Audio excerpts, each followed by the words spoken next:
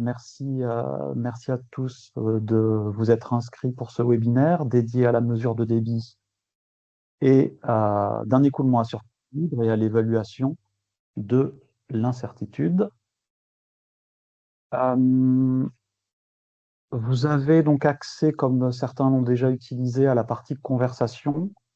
Vous avez aussi normalement accès à la partie questions et réponses qui est située juste à droite, Q et R, dans laquelle vous pouvez d'ores et déjà poser des questions et il y aura une partie dédiée à la fin du webinaire. Le dernier quart d'heure sera dédié à une séance de questions-réponses et que vous pouvez remplir au fil de l'eau de la présentation, même si je n'y répondrai qu'à la fin.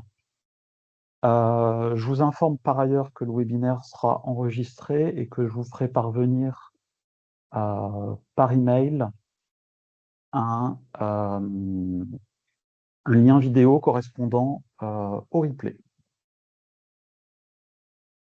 Eh bien, je vous propose de commencer. Je vais accueillir les autres personnes euh, au fur et à mesure. Normalement, vous voyez mon écran sur le titre du webinaire. Super, parfait. Donc, on est 45 minutes ensemble et on va parler, je passe au deuxième slide, de la mesure de débit et comment passer d'une démarche qu'on pourrait qualifier d'une démarche d'essai-erreur, c'est-à-dire que j'ai une idée, je l'essaye, ça marche pas, j'ai une meilleure idée, je change, ça marche un peu mieux, jusqu'à ce que j'obtienne quelque chose qui soit satisfaisant en termes de mesure de débit. Donc, comment passer d'une démarche de ce type-là, qui est extrêmement chronophage et donc très coûteuse, à une démarche objectivée de choix d'une solution de mesure et d'évaluation de l'incertitude. Donc, on fera une introduction là-dessus qui prendra environ 5 minutes. Et ensuite, la grosse partie du webinaire sera dédiée à dresser une vue d'ensemble des méthodes de mesure de débit d'un écoulement à surface libre, aussi bien dans le cas de mesures ponctuelles. Donc, ce que j'appelle des mesures ponctuelles, c'est vous arrivez sur un site et vous voulez connaître le débit à l'instant T où vous êtes sur le site. Et également des mesures à demeure. Donc, ce que j'appelle des mesures à demeure, ce sont des mesures installées de façon pérenne dans le temps. C'est-à-dire qu'on installe un site de mesure avec des sondes, une ou plusieurs sondes, et l'objectif est de collecter de façon automatique des données qui nous permettent d'accéder avec une certaine fréquence d'acquisition, d'une mesure toutes les 2, 5, 10 minutes, 1 heure, à la valeur de débit. Donc ça, ce sera le cœur de la présentation qui nous prendra environ 15 minutes. Et puis ensuite, on mettra ça sur 2 exemples d'applications. J'ai pris 2 exemples un petit peu extrêmes. J'en ai choisi un vraiment cool, où en gros, tout va bien aller et on pourra très rapidement arriver à la solution de mesure de débit. Et un autre vraiment pas cool, où rien ne va et où il faudra davantage se creuser la tête. Et on terminera enfin par la partie questions et réponses. Passons tout de suite à l'intro. Donc, on va pour ça passer en revue quelques erreurs un petit peu typiques auxquelles j'ai été confronté sur la mesure de débit et qui portent alors à la fois sur le choix de la méthode de la mesure de débit, hein, c'est-à-dire des situations où une certaine technique a été mise en œuvre alors qu'elle n'était pas adaptée, on va voir des exemples, ou alors d'évaluation de l'incertitude. On a parfois une grosse confiance dans la donnée qu'on collecte. J'ai ce débit avec une précision de 0,01%, et puis parfois la réalité se rappelle à nous et on se rend compte qu'en fait, on a quelque chose de beaucoup plus imprécis que ça. Je caricature, évidemment. Oh, pardon, voilà. Je suis sur le slide 4 où, première erreur, alors hyper courante, c'est on aime tellement la solution que je vais présenter après, qui consiste à mesurer une hauteur d'eau et ensuite à utiliser une relation hauteur-débit pour calculer le débit, qu'on a malheureusement tendance à penser qu'elle marche tout le temps. Ici, vous avez un exemple d'un déversoir d'orage sur lequel il n'y a pas de relation hauteur-débit. Et pourquoi il n'y a pas de relation hauteur-débit sur ce déversoir? Parce que la conduite d'amener de l'eau qu'on voit ici sur la gauche, sur le haut de l'image, elle a une pente tellement importante, de l'ordre de 5%, que l'écoulement arrive dans un régime très peu tranquillisé, qui est ce qu'on appelle un régime d'écoulement torrentiel. Et la petite crête de déversement que vous avez oblique en face de l'entrée, eh bien, n'est pas suffisamment haute pour tranquilliser l'écoulement, avoir un beau régime d'écoulement fluvial, et donc on arrive là-dessus avec des perturbations dans tous les sens. Et alors, si vous remarquez bien, en haut de l'image, là, vous voyez que les gaines électriques pour l'alimentation et tout le câblage de la sonde de niveau a déjà été prévu. Mais bon, en vrai, sur ce site, c'est peine perdue, hein. C'est du travail réalisé pour rien et de l'argent dépensé inutilement, puisque vous allez peut-être pouvoir mesurer la hauteur d'eau là-dedans, et encore, il y aura beaucoup d'incertitudes sur la valeur en elle-même de hauteur, mais à aucun moment, vous n'arriverez à faire le lien avec le débit, tout simplement parce que l'écoulement ne s'y prête pas.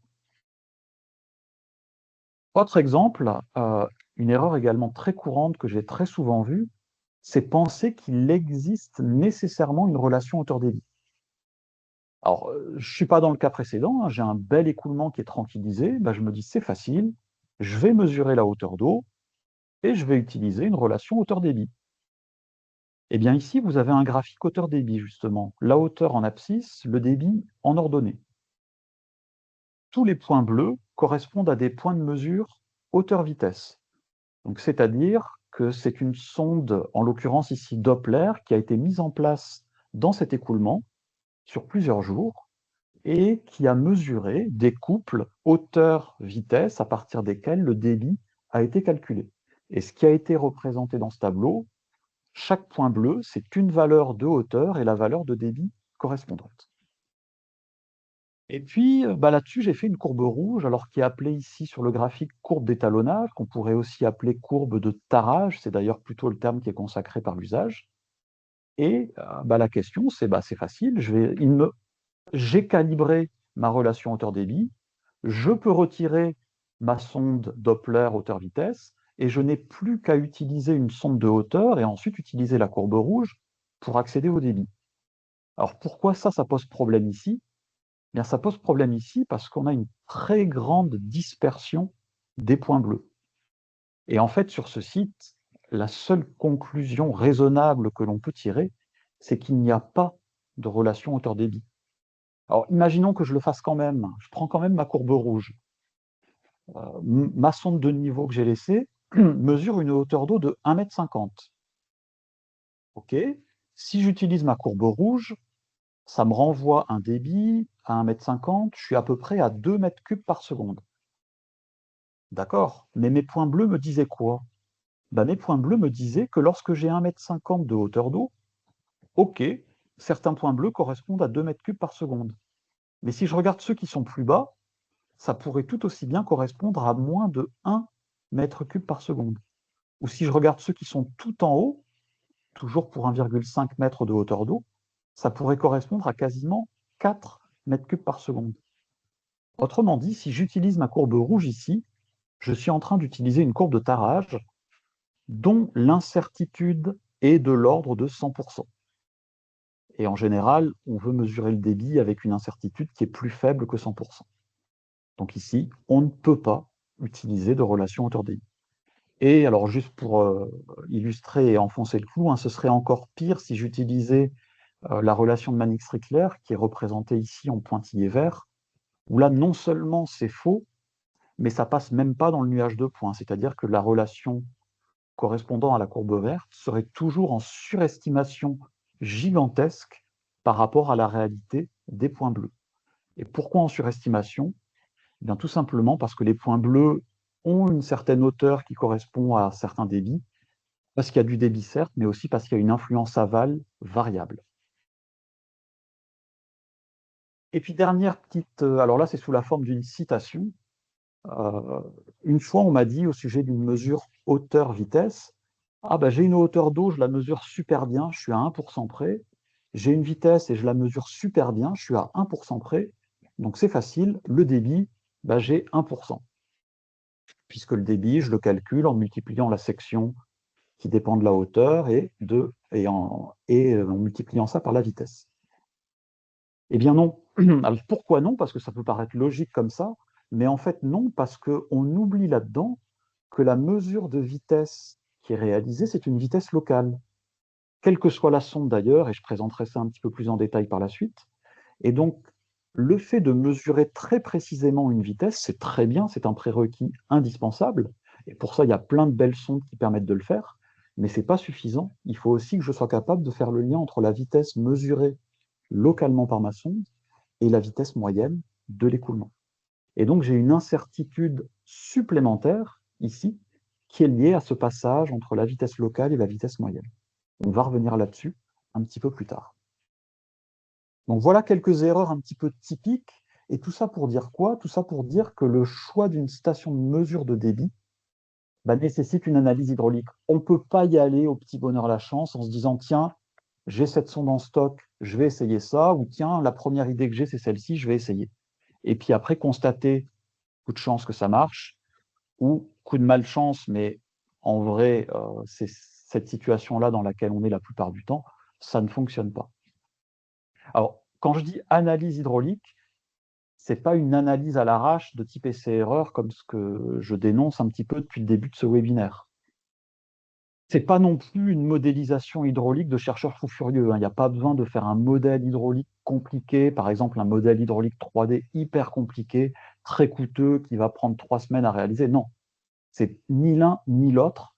C'est un compromis entre les deux, c'est-à-dire que c'est quelque chose qui doit s'appuyer sur des calculs hydrauliques à la fois simples et précis.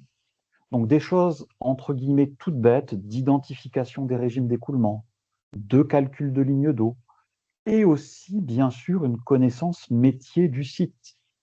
Si je réfléchis à ma solution de mesure sans avoir la moindre idée de comment fonctionne mon site, tiens, mais c'est quoi la gamme de débit? Tiens, mais qu'est-ce que c'est la plage de hauteur d'eau? Ah, et la vitesse, elle varie entre quelle valeur mini et quelle valeur maxi. Sans ces éléments-là, je ne peux pas procéder à cette analyse hydraulique. Et concernant l'incertitude, eh bien, on a besoin à la fois de rigueur dans l'utilisation des sources d'incertitude. Le dernier exemple que j'ai présenté en introduction, le problème vient du fait qu'on oublie une source d'incertitude. Donc il y a de la rigueur dans l'identification des sources et ensuite de la rigueur mathématique. Je vais montrer un exemple après dans la combinaison des sources entre elles pour évaluer l'incertitude sur le débit. Mais ce n'est pas suffisant. Et je dirais même plus, ce n'est pas le plus important. Le plus important, c'est la connaissance métier des moyens de mesure mis en œuvre pour mesurer. Par exemple, je peux avoir un très bon mathématicien qui sait très bien calculer, très bien propager des sources d'incertitude entre elles. S'il ne sait pas comment on fait le réglage du zéro d'une sonde de niveau, il ne saura pas procéder à un calcul d'incertitude. Il fera n'importe quoi. Et donc, on a absolument besoin de ces deux aspects. La rigueur mathématique dans le calcul et l'expertise métier pour évaluer les sources d'incertitude. Allez, on a fini cette introduction et on va maintenant voir une vue d'ensemble des méthodes de mesure de débit. Oh, pardon, la voici. Alors, j'ai fait ça sous forme d'un petit tableau. Alors, je ne dirais pas qu'il est exhaustif parce qu'il existe toujours d'autres techniques qui sont disponibles, mais il est quand même assez complet. Et je pense qu'avec tout ce qui est dans ce tableau, on a largement plus de 99,9% des stations de mesure de débit, que ce soit des stations de mesure à demeure ou des mesures ponctuelles. On va les passer en revue en commençant par la première qui est l'empotage. Alors l'empotage, c'est quoi? C'est revenir un petit peu aux sources de la définition du débit, qui est le ratio d'un certain volume d'eau rapporté à la durée pendant laquelle ce volume s'est écoulé. Ça, c'est la version débit volumique, typiquement litre seconde, mètre cubeur, qui est généralement ce qu'on utilise. Et puis il y a la version débit massique, moins utilisée, mais qui est la version avec la masse. Alors c'est souvent bien adapté pour une mesure ponctuelle et contrairement à une idée reçue que certains pourraient avoir d'une méthode qui se fait un petit peu à l'arrache, en réalité, ça peut être extrêmement précis. Alors, c'est sûr que si on remplit l'équivalent d'une tasse à café avec un débit très fort, ça éclabousse dans tous les sens, qu'on ne mesure pas bien le temps, c'est sûr ce sera très, très peu précis.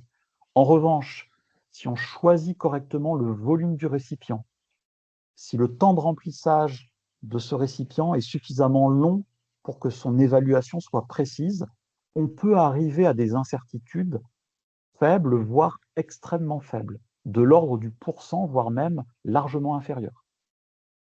Pour info, les fabricants de débitmètres électromagnétiques, lorsqu'ils étalonnagent leur débitmètre, c'est exactement ce type de mesure qu'ils utilisent.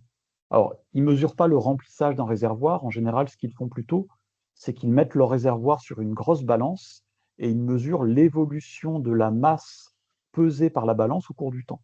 C'est une forme d'empotage et c'est extrêmement précis, hein, puisqu'après, ils vous renvoient un certificat d'étalonnage dans lequel votre débitmètre électromagnétique, il est garanti souvent à 0,1% près. Donc c'est quelque chose qui, mis en œuvre dans de bonnes conditions, peut être vraiment extrêmement précis. Et je dirais même peut-être que parmi toutes les mesures de débit que je vais présenter après ça, c'est peut-être même celle qui peut être la plus précise. Passons maintenant au jaugeage. Alors le jaugeage, qu'il soit mis en œuvre de façon ponctuelle, et c'est plutôt là où on parle de jaugeage, ou qu'il soit mis en œuvre pour une mesure à demeure, et là on parle généralement plutôt de mesure hauteur-vitesse. Premier exemple dans le cas d'une mesure ponctuelle, donc là c'est un exemple de jaugeage que j'avais réalisé avec une sonde qui mesurait la distribution de vitesse sur tout son axe de tir. C'était un profilomètre de marque Nivus. Et donc, j'avais mis en place ce profilomètre sur le canal qui avait une forme rectangulaire. Je l'avais mis en place à 5 positions différentes et il m'avait mesuré le profil de vitesse dans 16 positions. Ce sont les points noirs de la figure pour les 5 positions latérales à laquelle j'avais placé la sonde. Et ce faisant, j'avais accédé à la vitesse en mètres par seconde partout dans la section de passage. Et le calcul de débit se fait alors simplement bien, en intégrant la vitesse sur toute la section de passage. Autrement dit, je somme la vitesse fois la section correspondant à chacune des petites zones. Ça, si c'est mis en œuvre dans de bonnes conditions, on peut arriver à quelque chose de l'ordre de 5% d'incertitude, en tout cas quand la géométrie est bien définie. C'est sûr que si on fait ça dans un cours d'eau où le fond est constitué par de la vase et plutôt mal défini, hein, on ne sait pas trop vraiment à quoi correspond le fond, ça peut être plus imprécis. Mais quand on est dans de bonnes conditions, on peut être à 5% avec cette méthode. Lorsque c'est mis en œuvre à demeure, eh ben, on a tout un tas de sondes à disposition qui nous permettent de faire ça. Les Doppler, les profileurs. Les profileurs, c'est ce dont je parlais à l'instant et que j'ai utilisé pour faire le jaugeage. Des radars de vitesse qui vont mesurer la vitesse en surface. Des temps de transit, ce qu'on appelle les cordes ultrasonores, qui vont mesurer la vitesse moyenne entre un émetteur et un récepteur situés de part et d'autre de la canalisation. Des débitmètres électromagnétiques. Alors, le webinaire est dédié aux écoulements à surface libre, donc je ne pense pas ici aux débitmètres électromagnétiques qui fonctionnent sur des conduites pleines, mais je pense aux débitmètres électromagnétiques sur des conduites partiellement remplies. Des caméras, donc des systèmes qui vont par caméra mesurer la vitesse de surface. Je vous ai mis à chaque fois la référence normative ici à droite. Je ne vais pas en parler davantage, mais pour celles et ceux qui seraient intéressés, vous avez ici les références sur lesquelles vous pouvez trouver plus d'infos sur ces différentes méthodes. Moi, je vais me focaliser sur ce qui les réunit un petit peu toutes et qui est que aucune de ces sondes ne mesure la vitesse moyenne dans la section de passage. Elles mesurent toutes une vitesse locale. Le Doppler dans le cône de mesure, le profileur le long de l'axe de tir dans différentes fenêtres, le radar de vitesse sur la tâche de mesure en surface, le temps de transit le long de la corde, le débitmètre électromagnétique entre les électrodes, la caméra sur la zone qui est filmée en surface. Il n'y en a aucune qui accède à la vitesse moyenne. Et donc, quand on passe à l'évaluation du débit, et qu'on se dit je vais faire la vitesse multipliée par la section, en vrai, la vitesse, ce n'est pas tout à fait celle que je mesure. Et donc, je dois introduire un facteur K pour corriger la vitesse mesurée et accéder à la vitesse moyenne. Ce facteur K, il peut être calibré, enfin, il doit être calibré in situ, si on veut avoir quelque chose de précis. Alors, in situ ou éventuellement en usine, si on est sur un site avec une configuration géométrique particulière. Je pense au cas où on aurait une mesure qui se ferait après une longueur droite de plusieurs dizaines de fois le diamètre de la conduite, par exemple. Quelques ordres de grandeur là, alors que j'ai tiré de la norme ISO 15769, qui est spécifique au Doppler et au profileur, mais qui, à mon sens, sont des ordres de grandeur relativement bien transposables aux autres techniques de mesure. c'est que si on fait une calibration in situ et que les conditions de pose sont bonnes, on peut avoir au mieux 5 à 10% d'incertitude sur le débit. Si les conditions de pose sont mauvaises, bon, bah là, ça peut être beaucoup plus. Et si on est dans de bonnes conditions de pose, mais qu'on ne fait pas de calibration in situ, les ordres de grandeur qu'on peut trouver dans la littérature, c'est autour de 20 à 30%. Alors, avec des nuances selon le type de technique de mesure, mais néanmoins, ce sont des ordres de grandeur raisonnables à considérer. Allez, on passe peut-être à la technique de mesure qui est peut-être la plus aimée et la plus plébiscitée parmi toutes celles que je vais présenter, qui est la relation hauteur-débit. On a besoin pour ça d'une courbe de tarage. J'en ai un petit peu parlé en introduction. Là, vous avez l'exemple d'une courbe de tarage qui a été réalisée sur un cours d'eau. Donc des hauteurs, alors un cours d'eau qui à l'étiage fait quelques dizaines de centimètres de hauteur d'eau, c'est les points qui sont ici à gauche, et qui, sur les crues les plus grandes où la mesure a été faite, étaient un peu plus de 1,50 m de hauteur d'eau, et les débits variaient entre quelques mètres cubes par seconde et quasiment 80 mètres cubes par seconde. Tous les points bleus, ce sont des jaugeages ponctuels, c'est-à-dire que tel jour à telle heure, une personne y allait, enfin 2 personnes y sont allées, et ont procédé à un jaugeage, comme ce que j'ai pu illustrer précédemment. Ça a fait un point bleu. Puis ils en ont fait un deuxième, puis un troisième, puis petit à petit, au cours du temps, ils ont collecté suffisamment d'informations hauteur, débit par jaugeage pour se dire, bah tiens, je vais calibrer une courbe de tarage en pointillé rouge qui fait le lien entre la hauteur et le débit. Et sur ce site, je vais à présent évaluer le débit uniquement avec une mesure de hauteur, et le calcul de débit sera fait à partir de la courbe pointillée rouge. Les courbes de tarage, c'est top, parce que ça vous économise une sonde de vitesse. Malheureusement, ce n'est pas automatique. Et donc, il faut qu'il existe une relation hauteur-débit. Je vous ai montré en introduction une situation dans laquelle il n'y avait pas de relation hauteur-débit. Et ensuite, il faut que sa précision soit compatible avec notre besoin. Je reviens à l'introduction. Si je suis prêt à accepter 100% d'incertitude, la courbe de tarage que j'avais faite en rouge était utilisable. Ouais, mais 100% d'incertitude sur la courbe hauteur-débit, ça fait quand même beaucoup pour la plupart des applications sur lesquelles on veut mesurer le débit. Alors, même si dans certains cas, ça peut suffire. Si je veux faire par exemple des mesures d'eau claire parasite dans un système d'assainissement, 100%, ce n'est pas forcément si mauvais. Bon, mais en tout cas, il faut que j'ai ces deux conditions. Pour qu'il existe une relation hauteur-débit, il faut que j'ai une section de contrôle, c'est-à-dire une section naturelle ou construite qui me garantisse une relation entre la hauteur et le débit. Ou éventuellement ce qu'on appelle un bief de contrôle, c'est-à-dire un élément, c'est sur la longueur, il y a quelque chose qui fait que quand il y a un débit donné, ça ne peut conduire qu'à une seule hauteur d'eau. Et souvent, on a la combinaison des deux. Alors, je vais montrer tout de suite l'exemple avec le slide d'après. Vous avez ici un exemple d'une station de mesure à gauche sur un cours d'eau. Là, vous avez un seuil. Le seuil garantit quoi? Régime fluvial en amont, chute hydraulique, régime torrentiel en aval. Le seuil sur la photo est ce qu'on appelle une section de contrôle. Mais sur la photo, le débit était faible. En crue, le débit augmente, et très souvent, au bout d'un moment, le débit augmente au point, alors ça dépend des sites, mais souvent, le seuil finit par être noyé par l'aval. Et donc le site qui était une section de contrôle pour les débits courants n'est plus une section de contrôle. En revanche, tout n'est pas nécessairement perdu, parce que le bief qui est situé à l'aval du seuil peut devenir ce qu'on appelle bief de contrôle. Et donc j'ai toujours potentiellement cette relation hauteur-débit, mais c'est plus forcément la même. Donc c'est pour ça que souvent sur des mesures de ce type-là en cours d'eau au droit des seuils, vous avez une courbe de tarage sur le début de la courbe, et pour les débits les plus grands, vous avez une autre courbe qui correspond au bief de contrôle et qui souvent d'ailleurs est plus imprécise. Et là, vous avez à droite un exemple. Ici, on est sur un canal de rejet d'une station de traitement des eaux usées où on a construit une contraction, c'est ce qu'on appelle un canal Venturi, pour disposer d'une relation hauteur-débit. En synthèse, sur la méthode mesure hauteur-débit, j'ai besoin d'une section de contrôle ou d'un bief de contrôle, donc il faut que j'ai une configuration qui soit hydrauliquement propice à ça. faut pas que j'ai d'influence aval sur cette section de contrôle, pardon.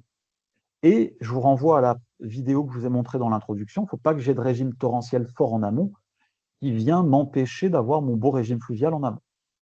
Reste encore la question de la relation hauteur-débit dont je vais parler juste après, et puis la question de l'incertitude.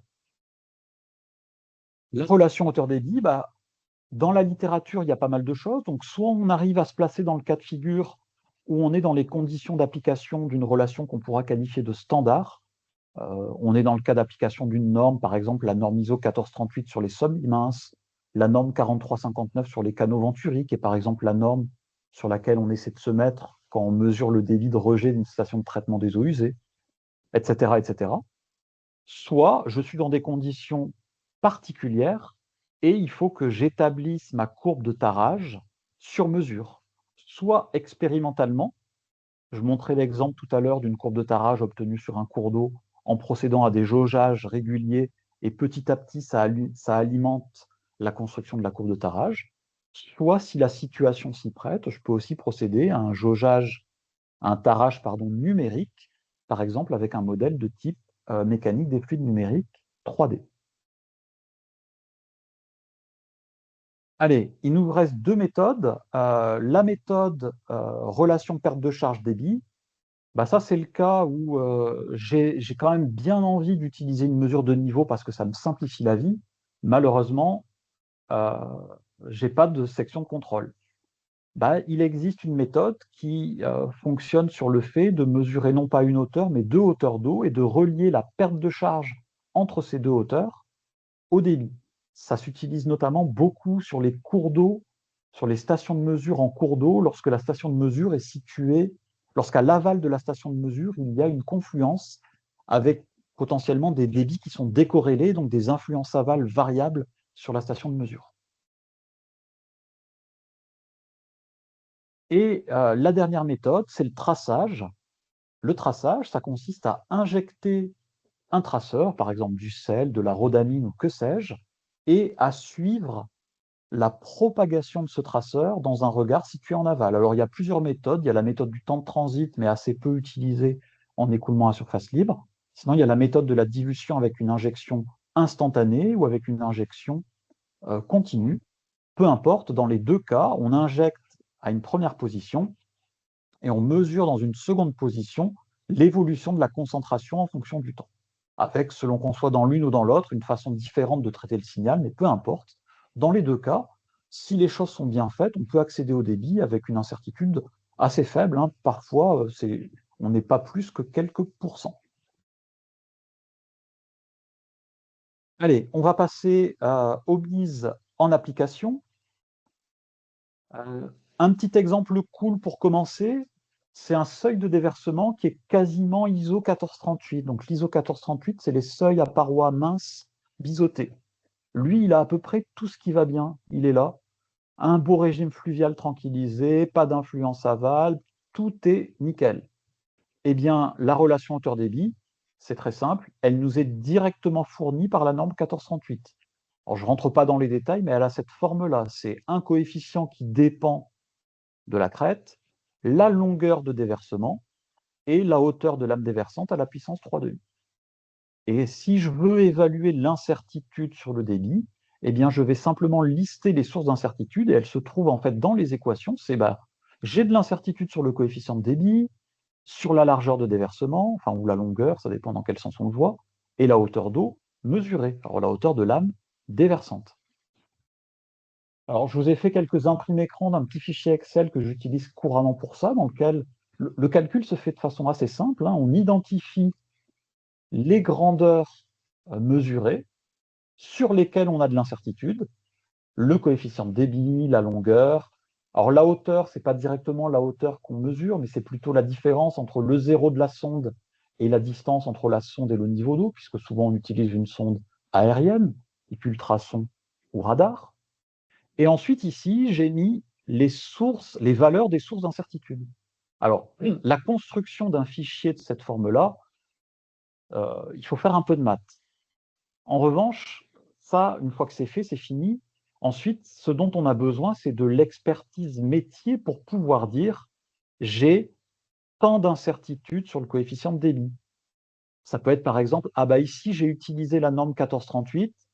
Dans cette norme, on me dit que le coefficient de débit, il est connu à quelques pourcents près. Je suis dans les conditions de cette norme, donc j'ai mis quelques pourcents, ici 5% sur le coefficient de débit.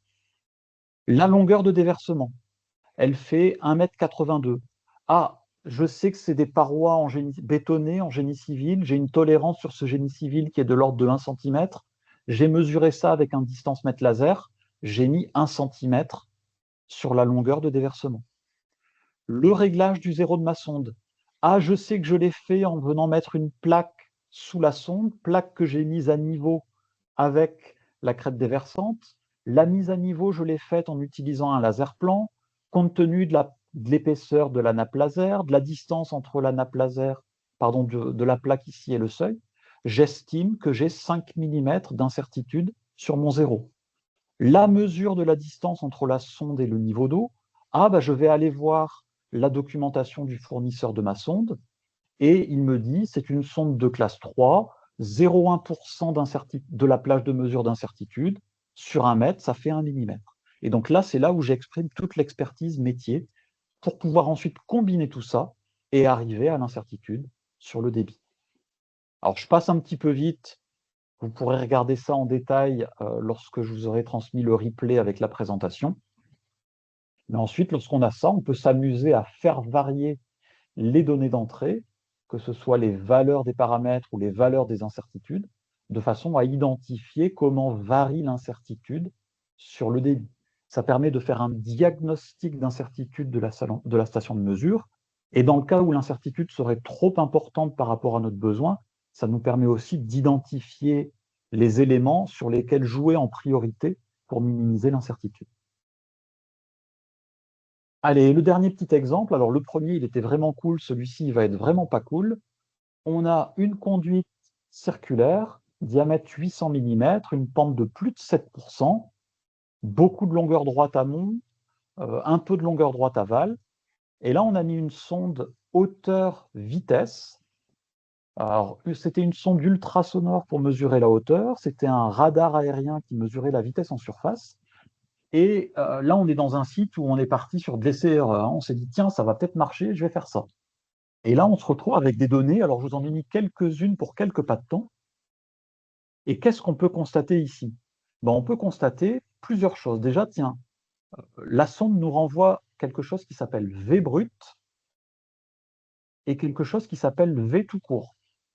Ce sont toutes les deux des vitesses avec un ratio entre les deux. Ah, tiens, ça veut dire que j'ai dans cette sonde et dans cette station de mesure un paramétrage qui a été réalisé sur le facteur K pour passer de la vitesse mesurée localement en surface à la vitesse moyenne.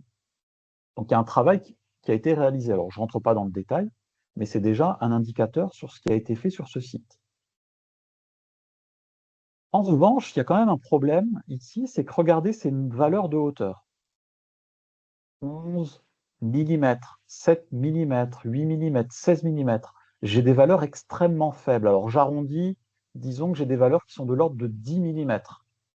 Je suis en train de mesurer la hauteur d'eau dans un collecteur en 800 et les hauteurs d'eau font de l'ordre de 1 mm. Sachant que faire le zéro d'une sonde de niveau dans un collecteur dont le fond n'est pas plat, allez, on peut peut-être raisonnablement penser qu'on a un zéro précis à 10 mm. Ça veut dire que je suis en train de mesurer 10 mm de hauteur d'eau à plus ou moins 10 mm. Bon, je pense que vous me voyez venir, hein. J'ai une incertitude de l'ordre de 100% sur la hauteur d'eau, et donc à peu près pareil sur la section de passage. Et sachant que le débit est proportionnel à la section de passage, ça veut dire que rien que du fait de la mesure de hauteur ici et de ce fonctionnement du site avec des toutes petites hauteurs d'eau, qui sont liées au fait que la pente est très grande, j'ai une incertitude très importante sur le débit. Là, sur ce site, malheureusement, la seule solution, c'est il faut aller voir ailleurs.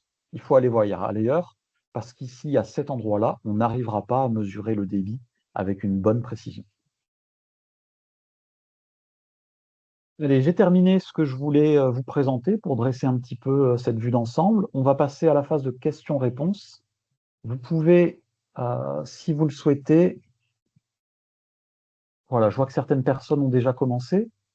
Je vais les prendre dans l'ordre. Vous pouvez les compléter au fur et à mesure. Alors, hop.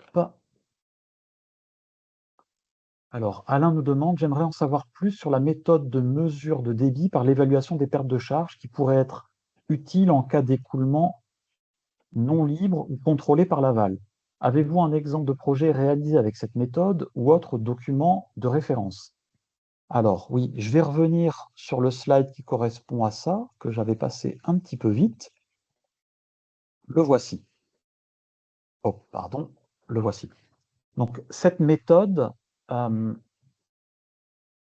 on mesure, alors là, elle est illustrée à droite en cas d'un système d'assainissement. Oui, c'est ce qu'on appelle la méthode H2Q. Alors, la méthode H2Q, euh, c'est l'expression de cette méthode qu'on appelle plus généralement la méthode de la pompe d'énergie dans les systèmes d'assainissement où elle a été mise au point dans le cadre de la thèse de Sandra Isel en 2014. Donc c'est ça qu'on appelle la méthode H2Q. Là, ce que je présente là, c'est plus général que ça, puisque ça s'applique également aux cours d'eau, et donc je l'appelle de façon plus générale la méthode de la pente d'énergie.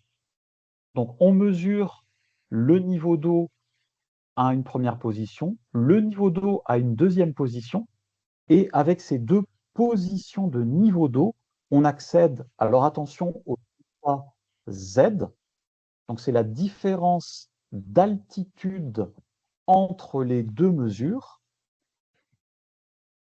qui correspond à la perte de charge entre les deux mesures. Alors, sous réserve que la contribution de l'énergie cinétique soit comparable dans les deux cas, mais en général, c'est mis en œuvre sur des écoulements fluviaux où le V carré sur 2G correspondant, enfin l'énergie cinétique est faible. Et donc ce delta Z, c'est la perte de charge, et on arrive à montrer que le débit est lié à la perte de charge. Bah, comment? En utilisant une relation de perte de charge dite linéaire. Et donc, tout simplement, la quasi-totalité des personnes qui suivent le webinaire connaissent ce type de formule. C'est typiquement la relation de Manning-Strickler. Alors, la relation de Manning-Strickler, j'en ai dit un peu des choses négatives dans l'introduction, parce que c'est souvent pas adapté lorsqu'on l'utilise pour calculer le débit à partir de la hauteur et de la pente géométrique du cours d'eau ou du collecteur. En revanche, c'est tout à fait adapté lorsqu'on cherche à évaluer le débit à partir de la pente énergétique, c'est-à-dire la différence de niveau rapportée à la longueur entre les deux mesures. Allez, j'ai une autre question. Bonjour Mathieu, quel retour d'expérience as-tu sur le passage de la qualité des données sur Hydroportail, données bonnes, données douteuses, à des incertitudes quantifiées? Alors, j'ai aucun retour d'expérience là-dessus. Je sais pas. Euh, je présume. Ouais, je sais pas. Non, je sais pas. Je peux imaginer des choses, mais j'ai aucune certitude, donc je ne sais pas. En, en règle générale, euh, il y a un critère de qualité. Je parle d'autres situations comparables où j'ai pu faire des choses de ce type-là, mais pas sur Hydroportail, où là, je ne sais pas ce qui est réalisé. Il y a un critère de qualité, donc il y a une analyse de données, il peut y avoir des détections d'anomalies qui sont réalisées, il y a des choses comme ça. Quand on récupère des mesures, on peut aussi analyser des indicateurs de qualité du signal, comme le rapport signal sur bruit. Enfin, il y a des choses de ce type-là qui peuvent être utilisées et qui peuvent contribuer à donner une note, en quelque sorte, à une mesure. Mais spécifiquement sur ce que fait Hydroportail, ça, je ne saurais pas dire. Alors, avez-vous un exemple typique de jaugeage dans une canalisation cylindrique diamètre 300 pour de l'eau usée, par exemple? Euh, eh ben, euh, alors un jaugeage, donc ça voudrait dire qu'on combine une mesure de hauteur avec une mesure de vitesse. Euh, Typiquement, la méthode de traçage que j'ai présentée ici, elle peut tout à fait être mise en œuvre dans une canalisation de diamètre 300 mm. On injecte dans un premier regard notre traceur, par exemple du sel. On va se mettre dans un second regard d'accès au réseau. Alors, il y a des ordres de grandeur à respecter en termes de longueur droite. Vous avez ici des documents de référence pour avoir ces ordres de grandeur, qui sont de plusieurs dizaines de fois le diamètre, hein. Et on va mesurer dans le regard plus loin en aval. Et là, typiquement, on peut faire de cette façon-là un jaugeage à partir d'un traçage. Ensuite, comme l'on mesure différents paramètres pour calculer un débit, peut-on vraiment mesurer un débit? Ouais, non, on ne peut pas mesurer un débit, absolument, hein. C'est vrai que je parle de mesure de débit depuis le début, mais en vrai, on ne mesure jamais le débit. On ne fait que mesurer d'autres grandeurs à partir desquelles on calcule le débit. Absolument, Cédric. Bonjour Mathieu, est-il possible de qualifier et ou quantifier l'impact sur la précision de la relation HQ causée par les dépôts d'alluvions au niveau de la pelle d'un déversoir? Donc là, je pense que Hervé mentionne ce qui vient s'accumuler au pied du seuil. Alors, qu'est-ce que ça va faire? Euh, S'il n'y en a pas trop, déjà, ça ne fait pas grand-chose, parce que souvent, la zone au pied du seuil, c'est une zone morte. Donc, que ce soit occupé par de l'eau ou que ce soit occupé par des sédiments, c'est un peu le même résultat.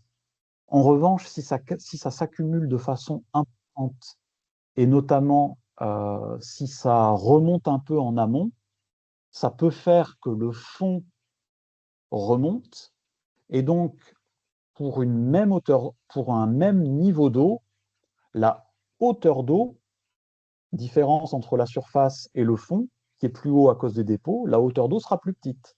Et donc, pour un même débit, la vitesse sera plus grande. Et donc, l'écoulement qui va parvenir au seuil, eh ben, il aura moins d'énergie dite potentielle et plus d'énergie cinétique. Et effectivement, alors ça peut se calculer, mais au bout d'un moment, ça va faire que ça va contribuer à un écart sur la relation hauteur-débit, parce que quand on mesure le débit sur un seuil, on ne mesure pas la charge en amont. En vrai, on mesure que la hauteur d'eau. Et donc, au bout d'un moment, ça joue effectivement là-dessus. Sur l'exemple forte pente, pour une hauteur de 1 cm, la surface vue par le radar doit être faible. Ouais, absolument. C'est vrai que voilà, là, le webinaire dure 45 minutes, hein, mais l'exemple de la forte pente, c'est un exemple que j'utilise souvent en formation. Là, j'y ai passé 2 minutes 30. En formation, on peut passer 3/4 d'heure rien que sur cet exemple, parce qu'effectivement, en plus de cette question sur la hauteur, il y a absolument des questions sur la taille de la zone sur laquelle la sonde de vitesse euh, mesure la vitesse en surface, qui peut être plus ou moins grande en fonction de la distance entre la sonde et, euh, et la zone mesurée. Et puis là, en l'occurrence, en plus, c'est simplement que l'écoulement mesuré, il a une largeur très faible. Donc absolument, c'est une très bonne remarque. Comment peut-on réaliser une calibration du facteur K in situ pour le calcul de la vitesse moyenne? euh, Eh bien, on peut faire deux choses. On peut faire ce que j'ai présenté ici. Le jaugeage que j'ai présenté là me donne la vitesse partout. Et c'était d'ailleurs l'objet de l'étude là, que j'avais réalisée à l'époque. C'était justement ça, c'était de calibrer le K-facteur. Parce qu'eux, ils mesuraient avec une sonde de vitesse. Et l'objectif du jaugeage, c'était d'identifier dans la zone où la sonde mesurait la valeur de la vitesse pour pouvoir dire voilà le lien entre la vitesse moyenne et la vitesse mesurée par la sonde. Et quand on fait ça, bah, il faut le faire pour plusieurs débits. Là, j'ai montré qu'un débit, mais il faudrait le faire pour plusieurs débits. Donc, on peut faire comme ça, avec un jaugeage, enfin avec des jaugeages expérimentaux. On peut aussi faire ça avec des jaugeages numériques, c'est-à-dire qu'on peut faire de la simulation CFD, mais on va reproduire le champ de vitesse. C'est la même idée. Il faut faire ça sur plusieurs débits. Euh, alors, ça j'ai déjà vu. Hop. Allez, on va prendre encore deux dernières questions. Bonjour, est-il judicieux de comparer deux mesures de débit avec des incertitudes très différentes, débitmètre électromagnétique avec des bimètres US en transit pas. Merci. Ah, tiens, enfin, j'aimais bien aussi les autres, mais celle-là, je l'aime particulièrement parce que j'ai fait un message sur LinkedIn récemment qui expliquait un petit peu ça. Et je me suis fait assassiner par certaines personnes qui m'ont dit que c'était pas vrai, que j'étais très négatif sur les incertitudes de certains appareils. Euh, alors ça a du sens de comparer, pour peu que la comparaison nous fasse conclure des choses qui ne soient pas abusives. Si vous avez une mesure avec un débitmètre électromagnétique, donc a priori précis, très précis, peut-être 0,1% d'incertitude, et vous comparez ça avec un débitmètre US 30 transit, par exemple un clampon qui vient être mis sur l'extérieur de la conduite, là vous allez avoir une incertitude. Alors ça va dépendre de la situation dans laquelle le clampon va être mis, hein. Si vous avez un coude juste en amont, on va pouvoir allègrement être dans les 20%. Si vous avez une immense longueur droite en amont, on sera peut-être plus à 5%. Ça dépend. Mais en tout cas, la comparaison entre les deux, elle va pouvoir se faire qu'au regard de leur incertitude respective. Si la première est à 0,1% et la deuxième, disons, à 10%, si vous comparez les deux valeurs et qu'il y a 5% d'écart, bah, la seule conclusion raisonnable qu'on peut faire, c'est que les deux valeurs sont égales à leur incertitude près. Si les valeurs sont différentes de 20%, alors que l'incertitude est de 10, eh ben là, vous pourrez dire raisonnablement, les valeurs sont différentes en tenant compte y compris de leur incertitude. Le jaugeage en canalisation cylindrique m'intéresse car ma sonde de vitesse mesure en fond de tuyau et ne donne pas la vitesse moyenne. Comment la déduire alors? Alors, je vais juste relire parce que je ne suis pas sûr d'avoir compris. Euh, la sonde de vitesse Doppler mesure en fond de tuyau. Alors, ça dépend de la taille de l'écoulement, parce que certaines sondes Doppler vont quand même mesurer à des longueurs assez importantes, mais si l'écoulement est très profond, en effet, et puis si son angle d'inclinaison est faible, c'est pas forcément la vitesse moyenne. De façon générale, c'est pas la vitesse moyenne. Et donc, effectivement, en faisant un jaugeage, eh ben, imaginez que vous mesurez à l'instant, vous faites un jaugeage à l'instant T, par exemple par traçage, ou par par ce qu'on voit à l'image. Vous avez le débit à l'instant T. À l'instant T, vous avez quand même votre sonde d'auteur-vitesse qui est en place et qui, elle, vous dit qu'il y a telle hauteur d'eau et qu'il y a telle vitesse mesurée. Eh ben, le jaugeage et la vitesse mesurée par votre sonde vous permet de faire le lien vitesse moyenne, vitesse mesurée, au moment où vous avez fait votre jaugeage. Et il faut multiplier ça un nombre de fois suffisant pour que ce soit représentatif de, de tous les scénarios de fonctionnement de votre site de mesure. Euh, allez, une dernière et puis on s'arrêtera là. Bonjour Mathieu, comment vérifier facilement si la loi hauteur débit est pertinente lorsque l'empotage est délicat dans le cadre d'un réseau, donc le profilage semble délicat aussi. Euh, la loi hauteur débit pertinente, euh, lorsque l'empotage est délicat, on peut faire une mesure ponctuelle autrement que par empotage, hein, par traçage, par jaugeage hauteur-vitesse, euh, ou alors regarder s'il y a une étude ou une petite note de calcul qui explique d'où vient la relation hauteur-débit. Déjà, est-ce qu'il y a un élément hydraulique qui est propice à ce qu'il y ait une relation hauteur-débit? euh, Si, là, je vois qu'il y a le terme réseau, donc je présume qu'on est dans un réseau alors d'irrigation, réseau d'assainissement peut-être.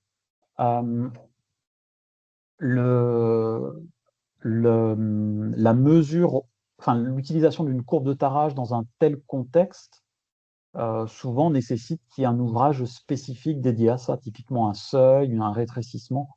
Donc, si déjà il n'y a pas cet élément hydrauliquement propice, c'est délicat de pouvoir garantir qu'il y a une relation hauteur-débit.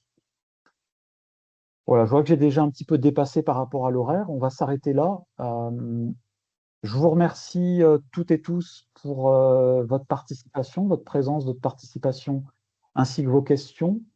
Je vais faire une petite vidéo, enfin, je vais mettre le replay en vidéo et je le mettrai sur ma chaîne YouTube d'ici peut-être tout à l'heure si j'ai le temps ou d'ici la fin de la semaine. Et je vous enverrai le lien par email ou je ferai un petit message LinkedIn pour annoncer que la vidéo est disponible. Merci à tous et très très bonne journée à vous. Au revoir.